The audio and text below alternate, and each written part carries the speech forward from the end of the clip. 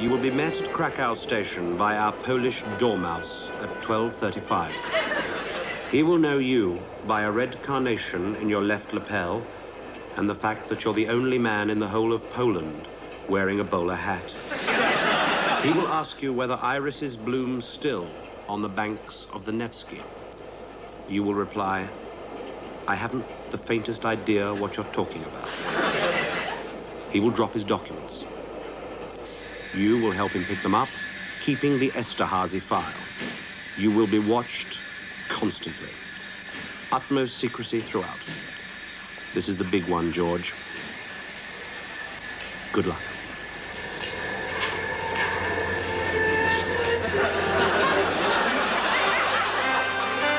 And on tonight's show, the Repton Brothers Barbershop Mime Quartet. She's a kettle. She's a coffee grinder. She slices the turkey. Zena, international kitchenware impersonator. Dal Randell, the incredible Ezra Pound lookalike. Direct from Campo Chia, Patty and Una Murphy, and their performing shirts. A special guest appearance from Oscar-winning movie star Dustin Hoffman with a paper bag over his head. And finally, your hosts for this evening, Mel Smith and Chris Reese-Jones.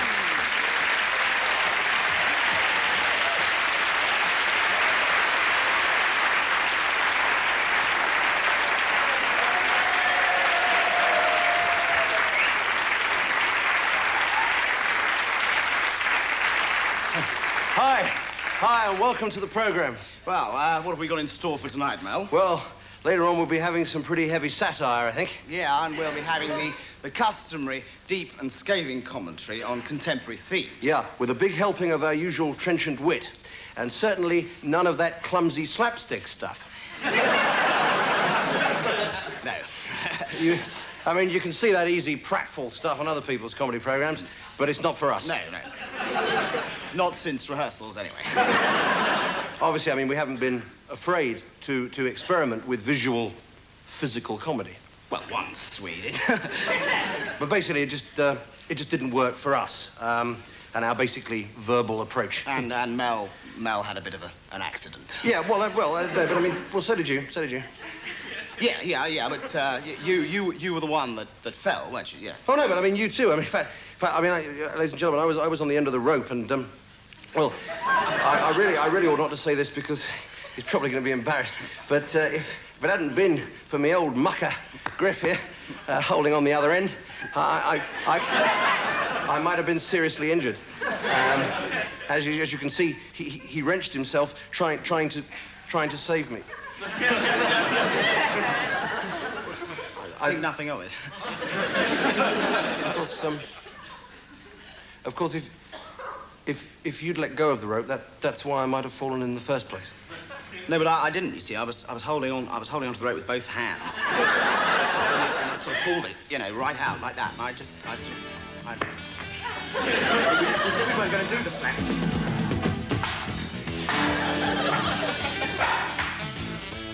Hello, Duncan. Another one, eh? Yeah. No, I'm fed up with these natural troubles. I wonder if you could find it in your heart to be mum and dad to this lad, Jason. All he asks in return is a room of his own with colour telly, video games, and £10 a week pocket money. The freedom to come and go with his gang of friends. No awkward questions. Oh, yes, and an unlimited supply of impact adhesive.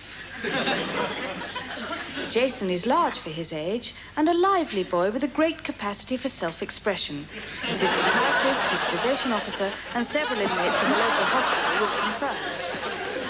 Could you find room in your family for Jason? Please, help us if you can. Because, quite frankly, he's driving his father and me round the bleeding bend.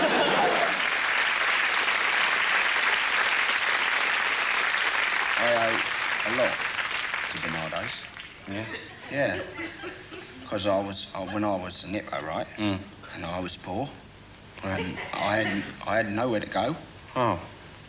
And I was penniless. Oh, what, and not like sort of Dr. Bernardo's like sort of helped you out, did they? Yeah, I nicked one of their boxes. outside the shop, you know, real heavy it was carrying it. I reckon I owe it to, so I put a little penny in every time I go by.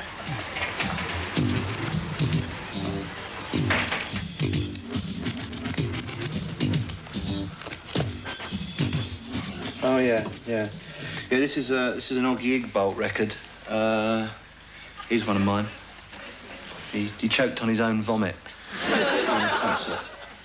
He was trying to project it into Roquet at the time. Oh yeah. This is Jackal. Yeah, he choked on someone else's vomit. A real giggle. And this is my new wave band. Nick has Hanneslane, and they all tragically died in a car accident. Haven't decided when yet. Probably next February. Basically, New Romantics finished. Futuristic, punk, etc. Bore. You know, I'm looking for the face of 84, really.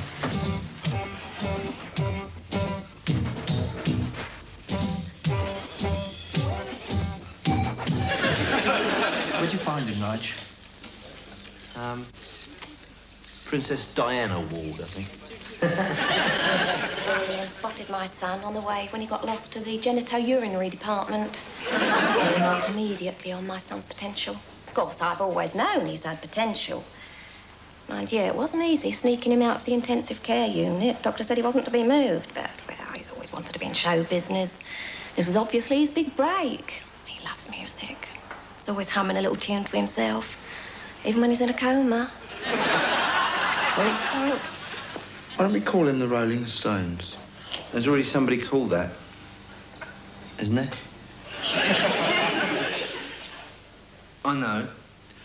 Why don't we call him then the Rolling Stones? No, he just said that. He just said that. Why don't we call him? Yeah. The Rolling Stones? Yeah, that'll do. Stum. Yeah. Well, definitely, because, he's a challenge, isn't he? I mean, he is original. You know, he's got that musically very interesting, gurgling, throaty, rattly sort of sound down here, which I'd like to use. And rhythmically, the cardiograph has that sort of...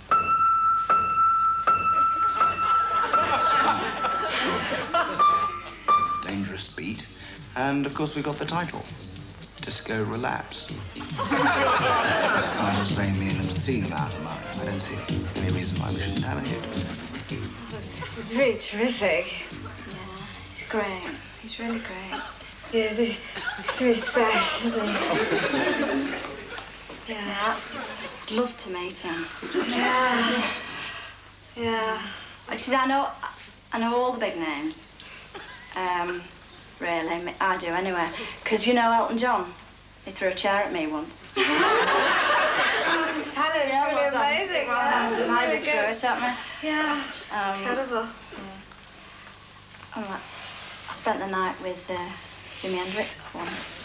Did you? Yeah. Oh. Yeah, he said he was Jimi Hendrix. Tall, beard.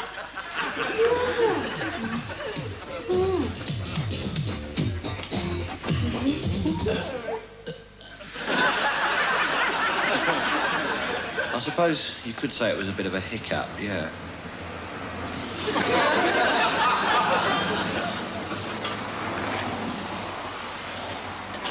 I blame the BBC. I mean, they assured me, like, categorically, that the electronics in studio wouldn't interfere with Stum's life support machine. Of course, it's sad, I suppose. Basically, I mean, you can't stand still in the rock world, can you? I don't know who my next discovery will be, but I won't forget him.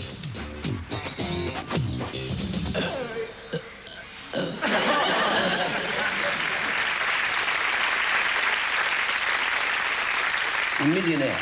Yeah. It's all very well people poo-poo it, don't they? Yeah. But you know, but your millionaire is not just your ordinary businessman. No. he's got something special. Yes. He's got a certain something. Yeah. A certain je ne sais quoi. Yeah.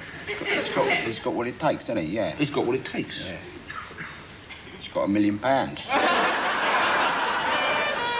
Were you outside this shop in the Edgware Road last Friday night? Have you been approached by a man with jewellery like this, with a tiara like this, a necklace like this, a fur stole like this, or a dress like this? Well, it was me. So keep quiet about it. This is Shaw Taylor coming out of the closet. Top breeders like me know how important it is for dogs to have a varied diet. That is why I recommend Chuck. Beautifully solid, just right for making those long, squashy ones that get right into the grooves of your neighbour's chuck-a-boots and trodden all over the carpet. And you remember those little crumbly white ones? There's liver of dolphin for you. One dollop of that, stuck on a pram wheel, will stay for days and days. And finally, new improved fish with brains. Ideal for producing those really spectacular skids in the middle of the paper.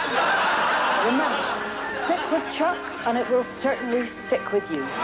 Chuck, for world-beating whoopsies. Well, did you see that? Yes. What did you think? Absolutely atrocious. Load of old cobblers. Load of old bollocks. Can you see something else, please? Hello, and welcome to what is, unfortunately, the first in the present series of Antique Roadshow. It's a lovely piece of old silver, isn't it? Look at that lovely filigree work down there. In fact, I think it's English.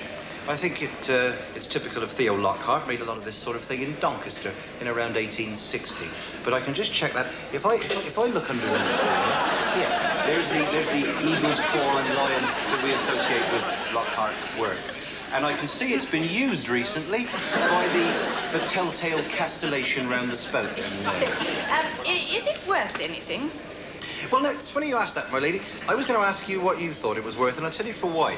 Because these pieces are the most popularly undervalued by dealers. Oh, well, of course, we just found it in the attic. I've simply no idea. There's 35, 50 a pound? Now, it's funny you should say that, isn't it? Because this, for the silver work alone on here at auction, would fetch anything upwards of 15 or 16,000 pounds. Would it really? No, I'm just pulling your leg.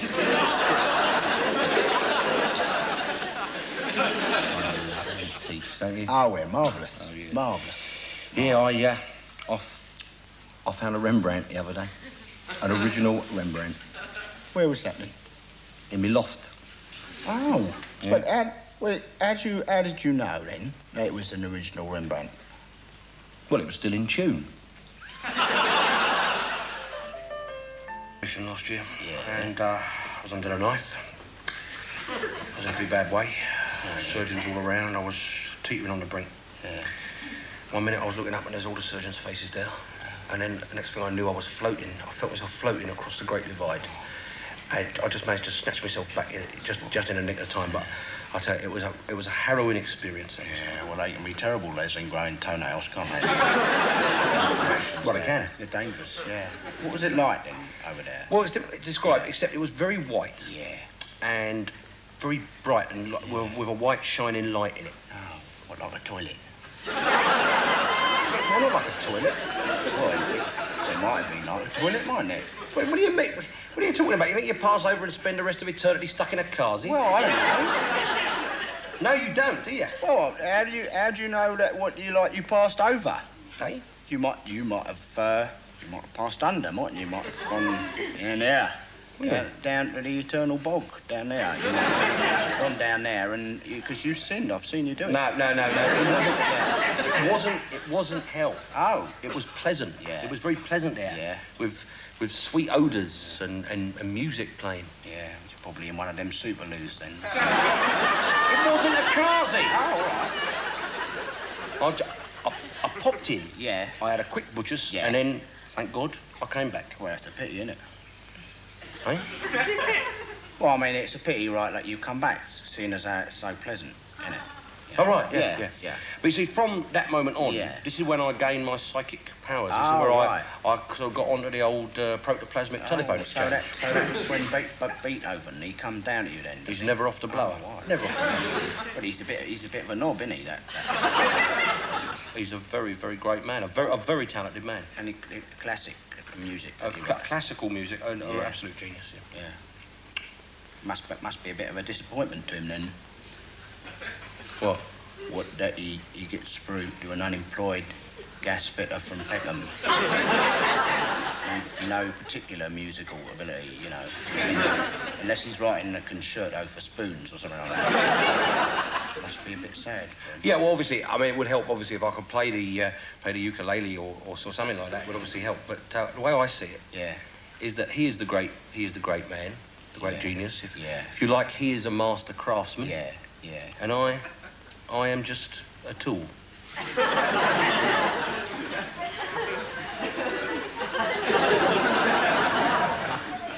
That is one way of putting it.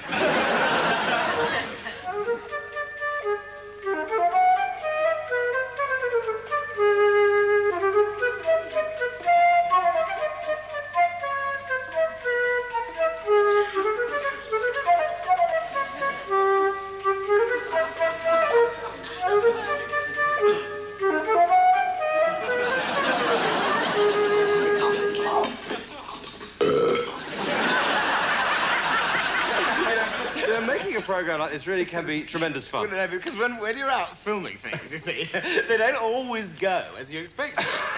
But you can have complete cock-ups sometimes. Well, no, we thought you might like to see some of the things that weren't, as it were, all right on the night. Now, this was on top of a very high building, and I think you'll get the idea. Right. Mark it. 836, stick one. And action. No. No, Harry. Yes, Ronnie.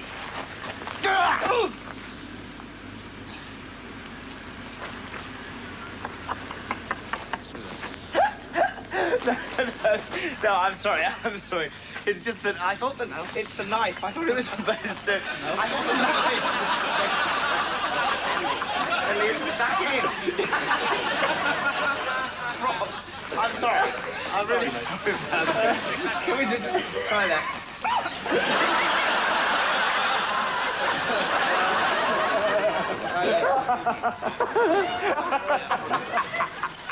Okay, Silver. Come on, let's do it. And action. No! No, Harry! Yes, Ronnie.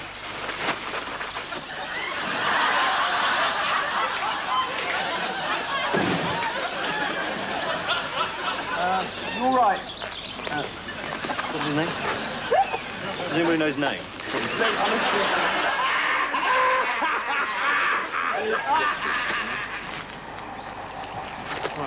Okay.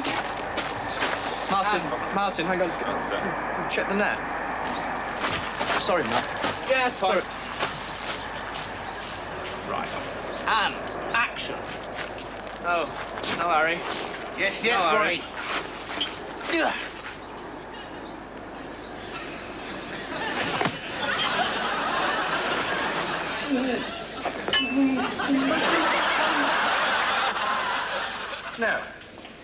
Now, my friend, what would you call this? Well, it's a piece of ornate porcelain. It's a dome-shaped ornament. Obviously a decorative folly, a piece of Edwardian whimsy. Well, it's a china tit, isn't it? That's probably one of a pair. Not worth anything on its own. Oh, yes, but if you had the other one, I could stick them up my jumper and do my famous Kathy Kirby impression. Hello. I'm Joan Lumley. I woke up yesterday. Yeah? And my car had gone outside my house. The bastards. Well, I tell you, when it come back, right, when it come back, it got 3 wheels. You're kidding. Mind you, it only had 2 wheels when they took it away.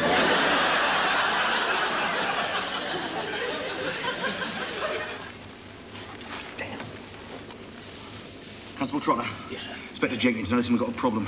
Bloke inside, he's got an axe, all right? Oh, yes. Barricaded himself in at the bottom of the stairs. Can't get much out of him. He keeps ranting on about his wife. Apparently she's run off with some Portuguese sailor or something. Portuguese sailor? Yeah, now, look, we're going to need your local knowledge. Have a look for that letterbox. You recognise him? Yeah, that's Harry Simpson, that is all right. Good. So, yes. Now, look, you're his local Bobby. That's right, sir, yes. So you might be able to make contact with him. I want you to mediate with him, all right? Yes, sir. Strike up a conversation, just get him talking and mediate. And mediate, right, yeah. Come on, Harry, come on, let's go. Here you come. Come on, you old bugger, let's do it.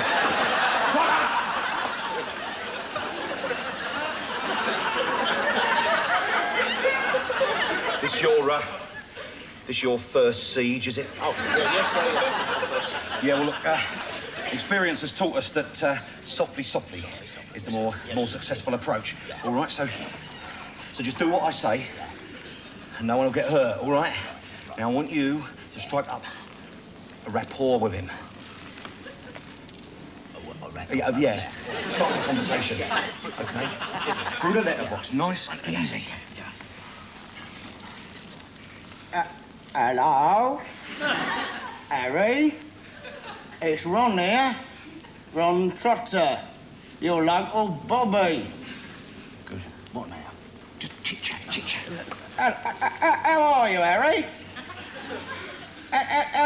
How's the work? Good.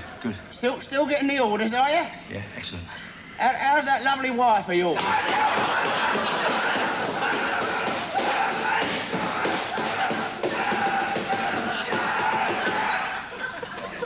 I think I might have upset him a bit there. Don't mention his wife. Well, I'm just an ordinary copper, sir. I don't know nothing about this subtle psychological malarkey. Yeah, all right. Nothing about it. All right. Yeah. Just start a casual conversation, all right? Yeah. Casual. Talk to him about football. Football. Does he like football? Oh, he loves his football, Harry. Talk to him about football. Yeah. Hello, Harry. It's Ron here again. Harry, did you see the International the other night? What international? What, the International on the telly. England versus Port. You must have seen it. You must have seen it. England won 2-0. Saw the highlights. Yeah, well, that Sammy Lee's a bit useful, isn't he? He's a gimmick! What the bleeding hell do you know about it? You'd play that Puff wouldn't you? Trotter! Puff Doddle's got out! Right, sir! Trotter! Yeah. Yes, sir. Yeah. Anyone else around here with any local knowledge? Well, not like me, sir. No. This is my patch. I've known this man in here for 6 or 7 years, if you don't mind. Now, listen, just try and be a bit more conciliatory, all right? Conciliatory. Ask him if he wants a sandwich. Oh! Hello? Coppers? I got a gun, right? Are you listening? I'm gonna top myself, Trotter! Pigs might fly! I've got the gun in, Trotter! I'm gonna do it, Trotter! Bluff. I know this man inside.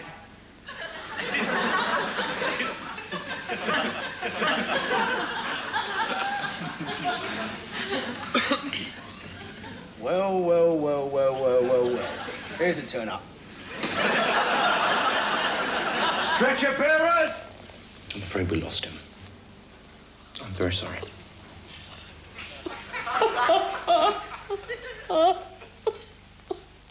Mrs. Richards, I know this may seem rather callous, but there is something I want from your husband. You don't have to apologize, Doctor. My husband was a very caring man. He loved his fellow human beings. Little children would run to him whenever he appeared. His spirit will live forever. You wanted something from him, Doctor. He would have been glad to give anything. Heart. Kidneys. Eyes. Please. Well, I couldn't help noticing his gold Rolex. So this...